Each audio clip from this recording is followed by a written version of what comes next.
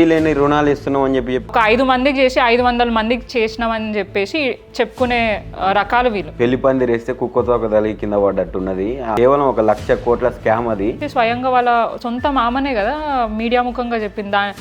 తెలివి లేనోడే ఈయన 3 ఫీట్ల నుండి 6 ఫీట్లు ఎగురుతుండు, నన్ను అడ్డుకుంటాడా? హైట్ల గురించి మాట్లాడదు, నీ హైట్ ఏందో ఫస్ట్ చూసుకోవాలి. మర్చిపోయారు అనుకోవచ్చు కదండి. ముఖ్యమంత్రి అని మర్చిపోతారు ఎవరైనా కదా, అడుక్కుంటుండు కదా నేను ముఖ్యమంత్రి.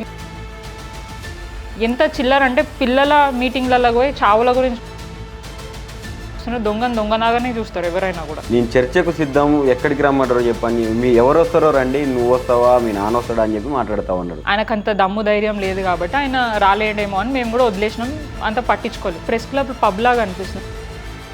జై తెలంగాణ అనేది ఒక సెంటిమెంట్ వాడుతున్నారు. ఇప్పటిదాకా జై తెలంగాణ అనలేని దరిద్రుడు ఎవరైనా ఉన్నారు అంటే అది రేవంత్ రెడ్డి గారు. చేసిన మంచి ఎంతో అంత ఉంటుంది కదా, అది కూడా చెప్పాలి కదా. అవును, ఏమేమి మంచి చేసిండంటే ప్రజలు ప్రశ్నించిన ప్రజలని